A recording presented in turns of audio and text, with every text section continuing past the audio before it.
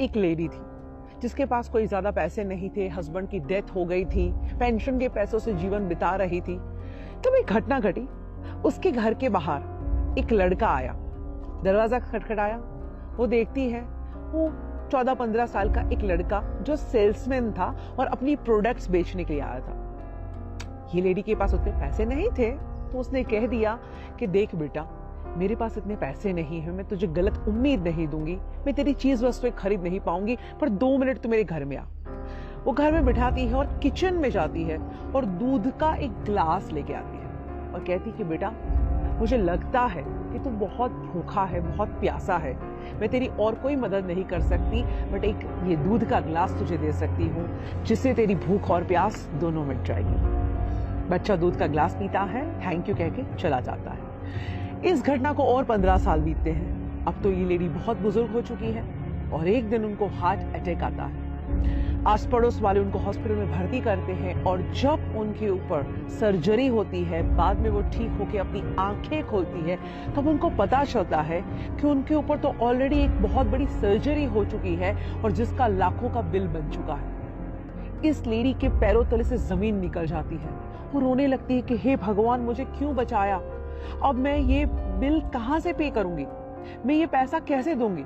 और 2-3 दिन वहां पे वो इतनी उदासी के साथ बिताती है। वो सोचती है मैं किसकी मदद मांगू। आखिर में उसका डिस्चार्ज का डे आता है। अभी भी उसको कुछ नहीं सूझ रहा, बिकॉज उसके कुछ ज्यादा रिलेटिव्स नहीं थे, ऐसे कोई लोग नहीं थे जो उसकी मदद कर पाए। वो भारी भारी कदमों से चलते हुए रिसेप्शन के काउंटर पे पहुंचती है। सोचती है मैं इनसे क्या बात करूंगी। वो कहती है मेरा बिल दिखाइए। वो बिल देते हैं एंड अप्रोक्सीमेटली 5 लाख रुपए का उसका बिल आया है। वो बिल देखती है, पर उनको ताज्जुब होता है क्योंकि उस बिल के नीचे लिखा था ऑलरेडी पेड एंड उसके नीचे लिखा था thank you for the glass of milk. यानी वो लड़का जिसको उन्होंने एक दूध का ग्लास दिया, दोस्तों आज वो बड़ा होके एक डॉक्टर बन चुका है और उसी की हॉस्पिटल में ये लेडी आती है और वो देखता है कि ओ माय गॉड, ये तो वही लेडी जब मैं कुछ नहीं था और उन्होंने मुझे दूध का ग्लास दिया था। आज ये ऋण चुकाने का मौका मिला है, क्यों ना मैं अपना ऋण चुकाऊं, क्यों ना इनका बिल मैं ही भर दूं। इसीलिए तो कहते हैं कि जब आप अच्छे काम करते हैं, दुनिया गोल है, जो अच्छे काम भेजे हैं सब लौट के वापस आते ही हैं। बड़ी अच्छी बात क्या है कि कुदरत इतनी मेहरबान है हम पे कि जब हम कुछ छोड़ते हैं उससे कई गुना बढ़ के ये लाइफ में वापस आते हैं। हम हमेशा पूरी जिंदगी लगे रहते हैं दुनिया को इम्प्रेस करने में, बट अगर सही में इम्प्रेस करना है ना तो उस ऊपर वाले को कीजिए।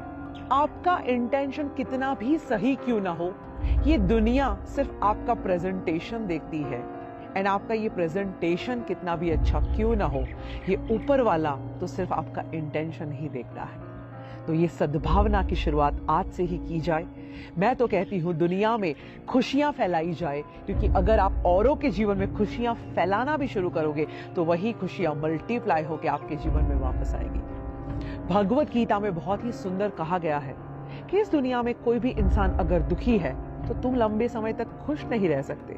अगर औरों को खुशियां बांटोगे तो तुम्हारे जीवन में खुशियां अपने आप आएगी। और मैं तो कहती हूँ आज के इस दुनिया में किसी के चेहरे पे स्माइल ले आना वो भी एक बहुत बड़ा आध्यात्मिक काम है। कहते हैं एक उदास चेहरे पे एक प्यारी सी मुस्कुराहट आ जाए और अगर उसकी वजह तुम हो तो समझ लेना इस दुनिया का सबसे धनवान इंसान